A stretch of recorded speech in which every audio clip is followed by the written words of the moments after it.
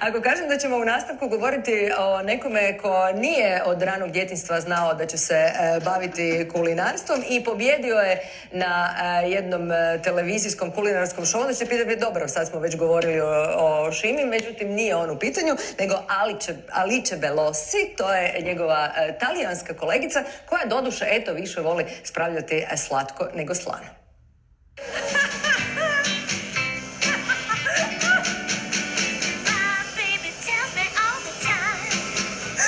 Sono Alice Balossi, ho 34 anni, sono italiana di Milano e ho iniziato circa 5 anni fa a lavorare nel mondo della pasticceria come blogger e l'anno scorso ho pubblicato il mio libro di ricette che si chiama Dolci per pigri.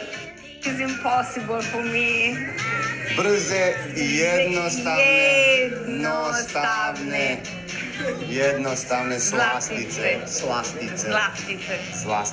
Too difficult.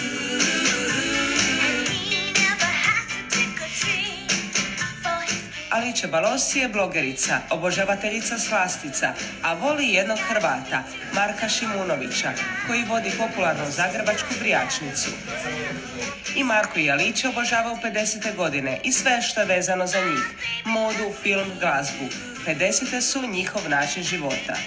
We walk on the street and I say, why people look at my boyfriend like this? I say, yes, he got tattoo on the face, it's true. But for me, it's like normal, so I forgot it. Yes. It's way more. Marko i Alice su se upoznali prije 2,5 godine na Rockabilly festivalu i ljubav je planula. Iako Alice često posjećuje Zagreb, a Marko Italiju, za sada održavaju vezu na daljinu. Now is 3 days that we didn't see each other and I was like, oh, no, don't go like this. No, for me every time is a drama.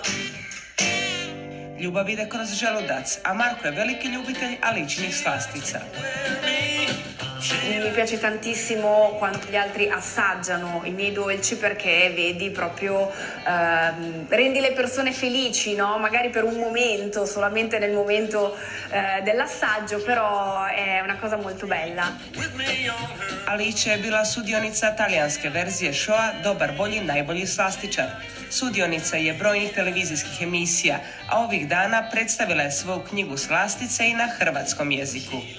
Il mio libro si intitola Dolci per pigri perché molte ricette di pasticceria sono molto complicate, molto lunghe da realizzare, soprattutto in una cucina casalinga e quindi volevo fare qualcosa che si potesse preparare in 10 minuti, 15 al massimo.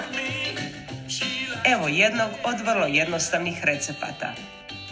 Allora, questa è una ricetta del libro: 130 grammi di burro d'arachidi, 180 grammi di zucchero, si mischia, poi si aggiunge un uovo,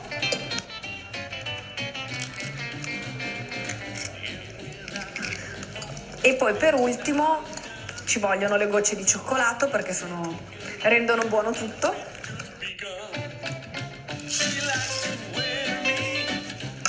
E basta.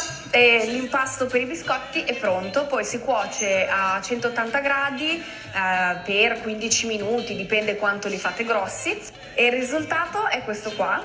Sono dei biscottini che sono buonissimi.